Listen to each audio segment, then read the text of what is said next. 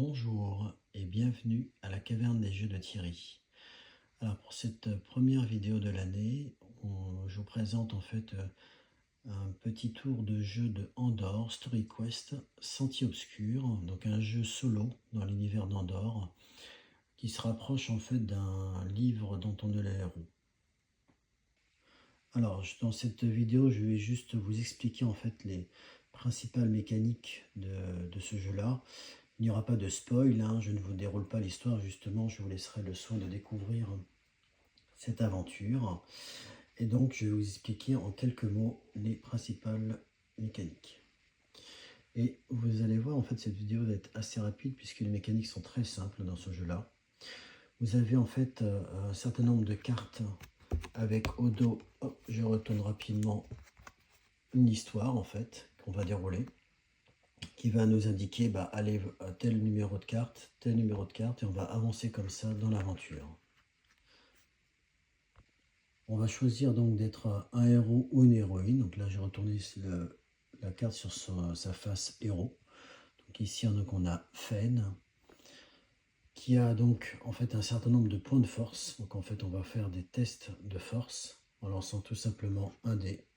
Et si notre dé en fait est inférieur ou égal à son score de force, on réussit le test. L'autre statistique à retenir aussi, c'est le nombre de points de vie en fait, de volonté que l'on a. Plus on a de volonté, plus on pourra lancer de dés. Donc on a assez peu de points de vie ou assez peu de volonté. Au lieu de lancer 2 dés, comme indiqué ici, on ne pourra en lancer qu'un seul. Alors votre héros aura dès le départ 2 équipements, un couteau et une corne. Le couteau permettra une fois par combat de relancer un dé. Et la corne, une fois par combat, de pouvoir lancer les 2 dés, même si, effectivement, à la base, on ne peut lancer qu'un seul dé. Enfin, lorsqu'on a moins de points de vie.